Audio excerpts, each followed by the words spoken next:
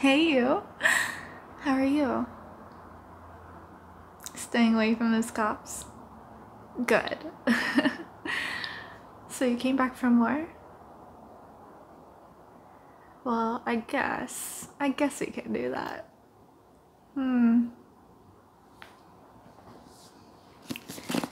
Let's get started. Shall we?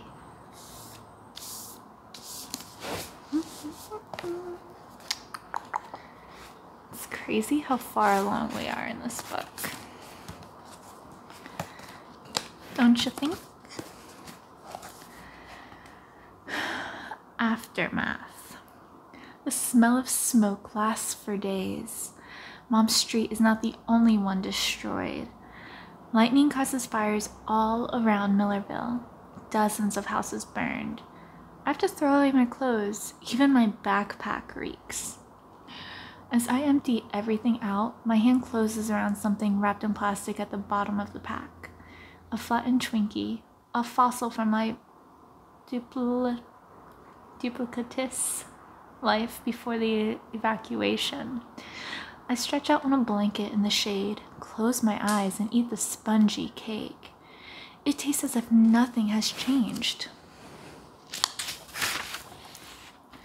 Treasure. After Mom's house is reduced to cinders, I search everywhere for signs of her. I scour Dad's house from top to bottom, hunting for anything she might have touched. I find a birthday card she wrote to Jennifer, discover a stash of my elementary school tests and reading logs, use my finger to trace Mom's signature over and over again. The greatest treasure is a postcard she sent me from Washington, D.C. when I was little. She printed in block letters so I could sound out the words by myself.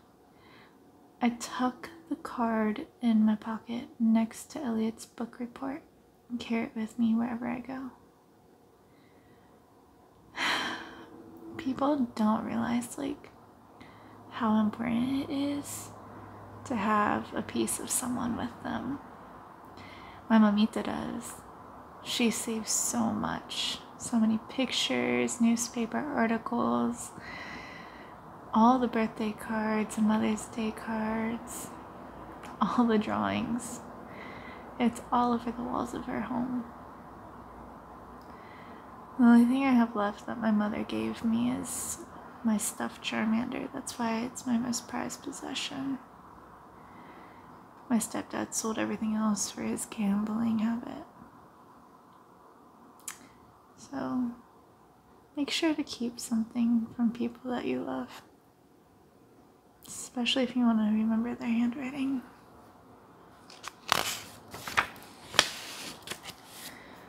Postcard. The blooming cherry blossoms make my heart happy, just like you do. Someday I'll bring you to Washington so you can see them for yourself. I love you, my Maddie girl. XO, XO, Mama. Tantrum. Night is the hardest. I stay busy during the day gathering food and supplies. Night, though, my mind is more busy with fears than tasks. I tried praying a few times, but I feel self-conscious and awkward. True, nighttime is the worst because you can't hide away from the thoughts that you've been distracting yourself from. I find a spiral notebook and a pen and paper, and I write a letter to God instead. I remember Mom's strict rules for how to be a good correspondent. Always start with gratitude. Dear God, just in case you had anything to do with it, and if you do actually exist, thanks for helping save George and me from the fire, and for helping us find food and water and all the stuff we need every day. We appreciate all the help we can get. Adjust the solar garden light, stare at the wall. Why the hell haven't you rescued me yet? Cross it out, try again. I was wondering if you might be able to give me some help down here. I mean, if there's any way you could manage a little miracle and get me the hell out of here, I would appreciate it. I mean, seriously, God, am I being tested or something? What more do you want from me? I'm doing my part. I'm keeping us alive. When are you going to show up and start contributing a little, huh? Would it really be that hard in light of everything else you've supposedly accomplished? Where the hell are you? Heat roils in my chest. I hurl the pen and the notebook across the room, knock books and knickknacks off the dresser and onto the floor. I storm into the kitchen, open the cupboard, and pick up the stack of dinner plates, slam out the back door into the dark yard, and throw each plate as hard as I can against the cinder block wall at the back of the property. The sound of shattering ceramic echoes off the neighboring houses. When all the plates are broken, I run back inside and gather up as many drinking glasses as I can carry. When they are smashed to pieces, I go back once more and drag out all the empty bottles. When everything has been reduced to shards, scattered across the dead grass, I collapse on the back stoop. The dark braces for more, holds its breath. The ground glitters with broken glass. A cricket breaks the silence, an owl hoots, another echoes a response, a bullfrog sings nearby. A black nose pushes under my elbow. Hey there, big guy. I'm sorry if I scared you. You're gonna go out to pee in the front yard from now on. Too much broken glass out here. I'm no longer fuming, just exhausted. I have no complaint with God. If God exists, it's entirely possible that I have him or her to thank for helping us survive. As long as we have. I can throw all the tantrums I want, and it doesn't change a thing or bring back my parents. I'm the most ancient teenager on the planet. Rebuilding. Everything seems flammable, and we are jumpy and anxious. George leaves the room whenever I strike a match. I raid the kitchen at the megachurch, load a neighbor's red wagon with enough water to last several weeks. At Dad's house, to try to rebuild our food stores, but without Mom's van, stocking up for winter will take much longer. I pull the wagon, breaking into houses, businesses, up and down the street, systematically searching for food, water, firewood. Some houses still smell awful. From the carcasses of dead pets or rotted food. How sad. Others seem almost normal, as if someone were just there or stepped out for a moment. As the days get hotter, I scavenge enough to feel cautiously optimistic about our prospects for surviving another winter. George loves the can opener. Oh, sorry, it's titled Can Opener too. So, and the bounty it liberates every night for his dinner.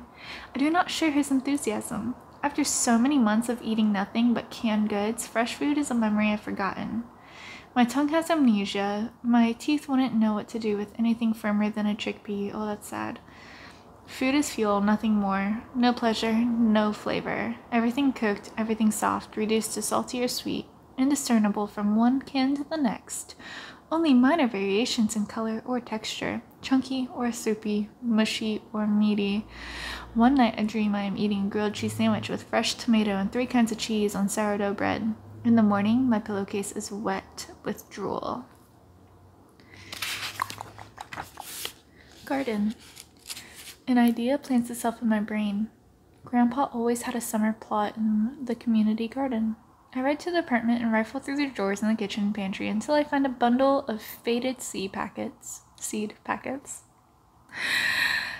held together with a stiff old rubber band. Do seeds expire? I spread them on the kitchen table. Zucchini, radishes, marigolds, carrots, spinach, tomatoes, cauliflower, zinnias. Read the backs of the envelopes and I'm crushed to see I should have started the seeds indoors 2 months ago. Apparently growing seasons are specific. Should I wait until next spring? Is it really possible I could still be here next spring? Photos on front of the packets make my mouth water. Even the flowers look delicious. I decided to try half now and save half for the future, whatever the future turns out to be. Literally thinking that's what she should do, so that's cool. I was thinking right, you know. Farmer girl. Once again, the library saves the day. Provides everything I could ever hope to learn about to plant and tend to a vegetable garden. Back in civilization when I grew up, I think I might want to be a librarian when I grow up, No time to waste, so I get right to work. Use Grandpa's plot for luck. The garden is so neglected and overgrown, it's hard to tell if it was ever anything but a vacant lot full of tumbleweeds. I am undeterred. The thought of fresh, homegrown vegetables wakes me up each day like an impatient rooster. By the end of the week, I'm sunburned and so sore from all the weeding and clearing and digging and bending and hoeing, but I've done it and my seeds are in. That's what he said. I write the names of each vegetable on popsicle sticks to mark the rows. I haul water from the lake. I even make a scarecrow out of an upside-down rake, a flannel shirt, and a pair of overalls. The birds don't seem to care, but it scares George. Optimism, satisfaction, pride. Unfamiliar feelings take root in the soil of my tired soul. Seedlings. The radishes are sprouting. I've created life. I feel like God. 25 days later, I sit in my garden on an upside-down bucket, holding a warm white radish. I brush away the dirt and marvel at how perfectly exquisite it is. It smells like earth and life and prosperity. It tastes like euphoria and hope and laughter. The bite, the crunch, the tang, the sweet. I roll up my tongue until my stomach gets jealous and demands satisfaction. It does not disappoint. Watercolor sky. There is no thunder or lightning. It just rains and rains and rains. The scorched little town is thirsty. The cool moisture is a welcome change. Washes away the trauma of fire and devastation. Nourishes the growing garden like a blessing. Deluge. After losing count of rainy days, I hear a sound I haven't heard in over 2 years. Water running in the house. I look in the bathroom and the kitchen, half expecting to see a tap left on, but nothing. Find nothing. I go down the stairs to the basement, which is hardly more than an unfinished storage space. Water gushes up from a drain in the floor. I grab a bucket, but the thick, muddy water bubbles in faster than I can bail. More water pours down the walls from under tiny basement windows. It's as if the earth has drunk its fill and the rain has decided to come live with me. It moves in, bag and baggage. I have no choice but to watch the water rise. A plague of water. I monitor the basement constantly. The water rises well above the bottom steps. Before the rain outside finally lets up, I pull on my father's slicker and Jennifer's rain boots, venture out, leaving George at home safe and dry. Streets are rivers, yards are cluttered with debris, hubcaps, porch, furniture, broken fence posts. Everything is littered with leaves, branches, mud. Where my garden was, there is now a pond. Popsicle sticks floating on the surface, ducks paddle around my scarecrow's knees. The sky is the color of bruises, matches the hue of my new mood. Flash flood. I pick my way to the trail, hike up the rise above the bike path, and look down on the creek. A stream once narrow enough to jump across is now a torrential river, dozens of feet wide, rushing with ferocity I've never seen. Bridges and paths are washed away, fences are pushed over or gone, roads are wiped out, leaving jagged edges of asphalt like broken teeth in a gaping mouth. A red barn door crashes past, spins around, jams against the bottom of the train trestle, creating new obstacles for the water to pummel and thrash. A pair of tractor tires tumbles by like toys in a bathtub. I start to back up, but the deep muck wants to suck the boots off my legs. I tug my foot, lose my balance, and slip down the embankment towards the rushing rapids. I scream, but the roar of the water drowns my voice, and there's no one here to hear me. Trapped. I grab at tufts of grass as I slide down the muddy bank, but my hands can't grip and I fall into the torrent. I come up and sputtering, head above water, shoulders out, but my foot lodged between two rocks. The current slams me like a battering ram against a concrete retaining wall. I'm trapped. Even as the river pins me again and again, I feel it rising. I have to get out of here or I will die.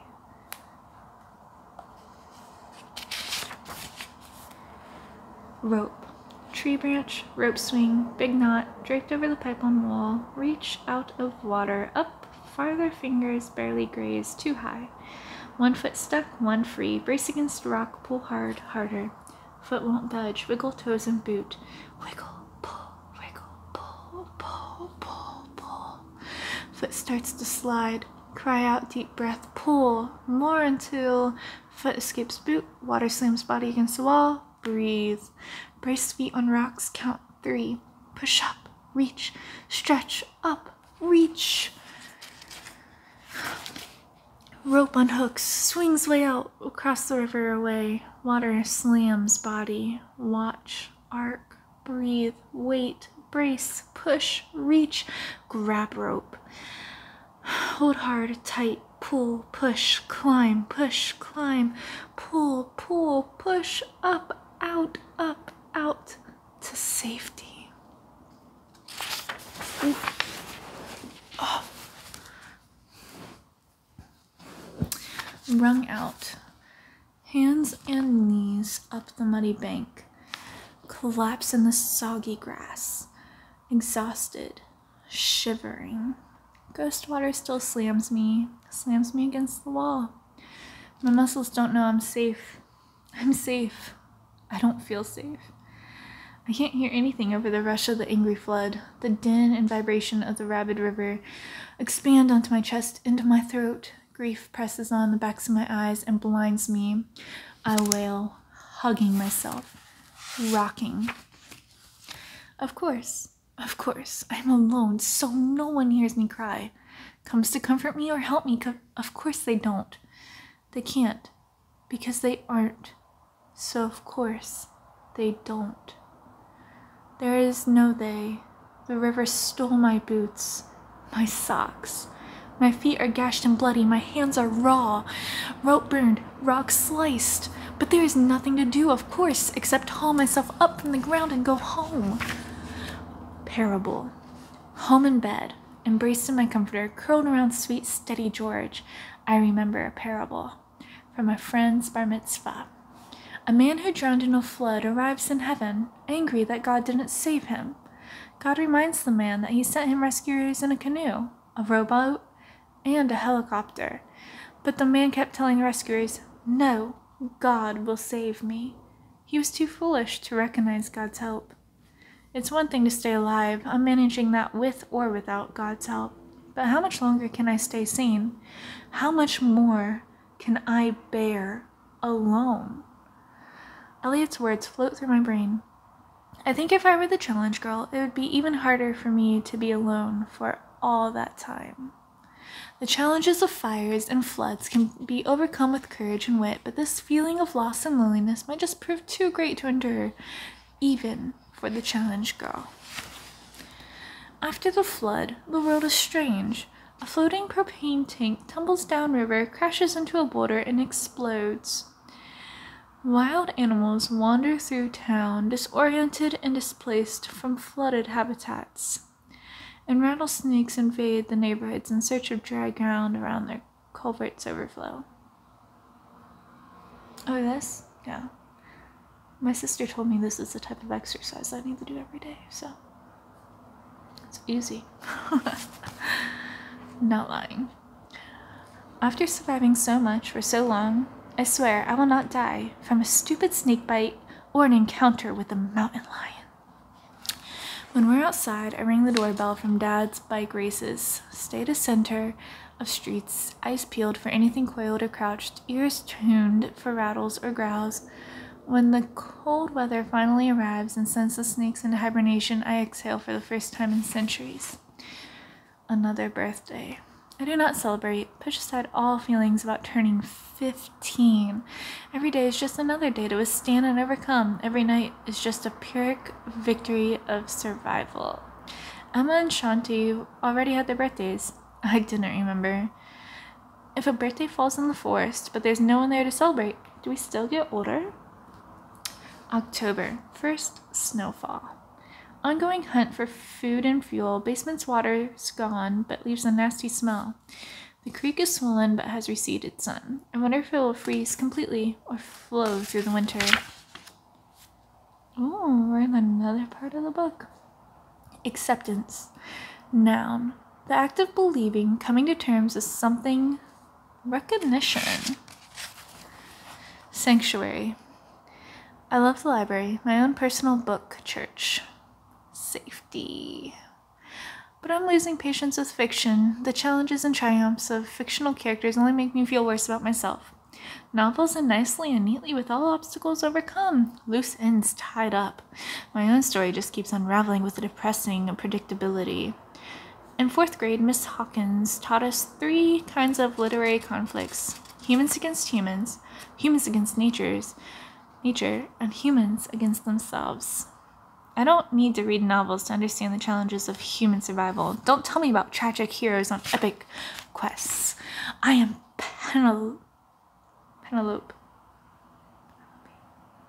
you guys say Penelope or do you say Penelope? I feel like I technically say Penelope, except for that one actress. I think she goes by Penelope. I am Penelope. Sounds fancier. Weaving the days away, waiting for Odysseus to return. Emily. I hated poetry in school, but for some reason I love browsing in the poetry section. There's something about poetry being non-fiction but not factual. The most intimate personal thoughts, things people would never dream of saying out loud in middle school, right there on the page in black and white. I choose books based on the titles and whether the poet's names sounded like people I might. E. Cummings is a rebellious teenager who refuses to follow any rules, and Billy Collins is an 11-year-old kid who lives next door. I wonder if T.S. Eliot is a man or a woman. One day I'll go to college with poetic friends, sit in coffee shops, write stories about the olden days of the imminent threat, the trials and tribulations I endured. I want a poetic friend to keep me company, explore alongside me, help me forage for food and fuel. I run my hands along the spines, looking for women's names. I found Emily Dickinson. The book falls open. Hope is the thing with feathers that perches in the soul and sings a tune without words and never stops at all. Well, that's true. I've never stopped hoping. My parents will come back for me, or at the very least someone will pass through town and rescue me. But there are many days when the act of hoping feels even more difficult than the never-ending work of gathering food and fuel. If Emily Dickinson is right, and hope is a bird perching in my soul, then my hope hovers on the verge of flying away at any moment. Mary. With Emily in my backpack, I move farther down the aisle to new and selected poems by Mary Oliver. The woman on the cover gazes at something out of view as if she doesn't know she's a poet and she's being photographed for the front of a book jacket. She looks pensive. I open to a random page. The summer day. Who made the world? Who made the swan and the black bear? Who made the grasshopper? This grasshopper, I mean.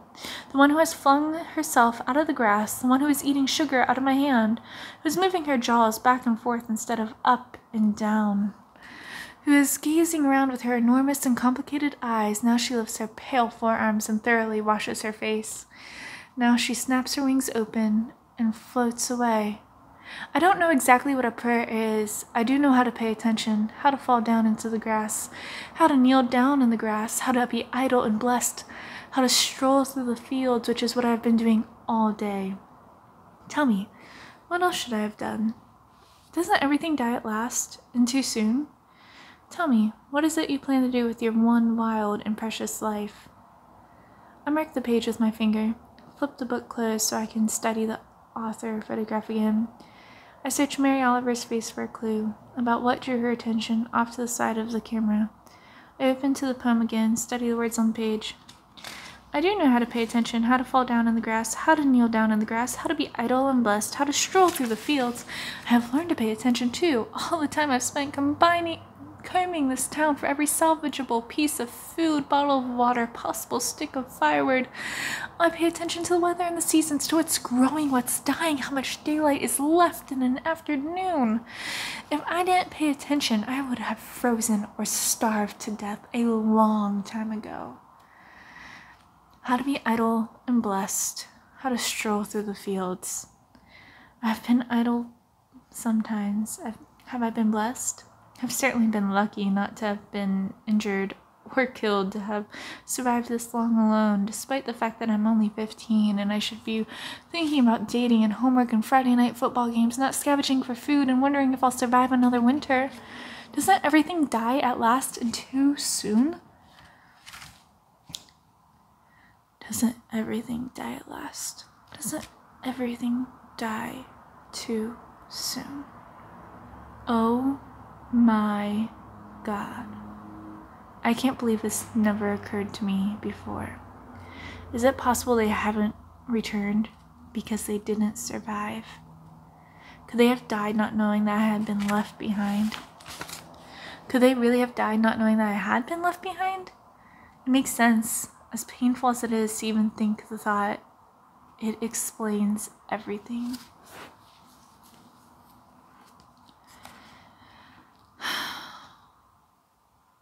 Novacula alchemy?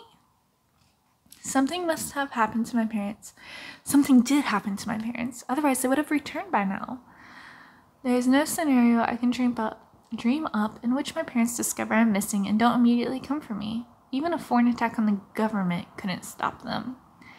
A quiet truth grows up from the core of the earth and into the core of my body. I'm not sure how I know, but I do. I even try to go back to how I felt a few minutes ago, try to believe that they are out there somewhere coming for me. But I can't. There is no doubt in my mind. They are never coming back.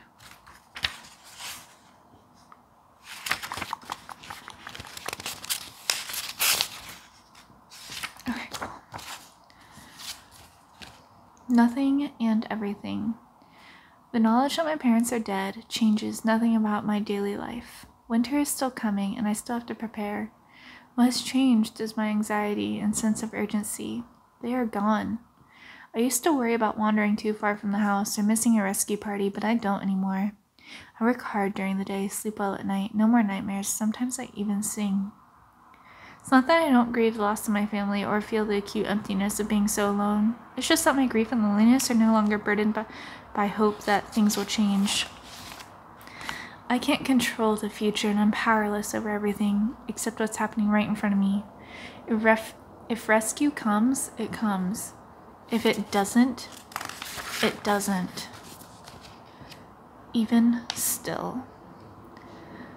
I can still bathe in the light of the moon as it rises huge and orange in the east, and in the expansive constellations that spill across the sky on a clear, cold night, can still marvel at a hawk soaring overhead with a snake in its talons. I am still here. Wonderful. I'm going to stop at this page. The next time we get together, we will finish the book. Isn't that crazy to think about? You know what that would be? Next time would be the 8th or 9th book club session? What do you think we should read next after this?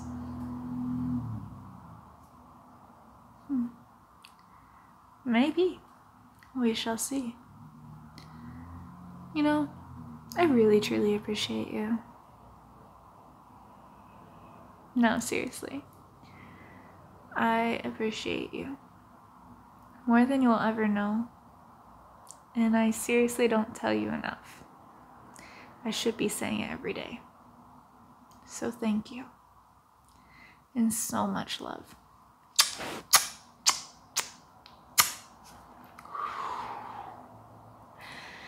Well, you take care of yourself. Enjoy your day. Do something for yourself. And until next time, how do you think it'll end? Maybe.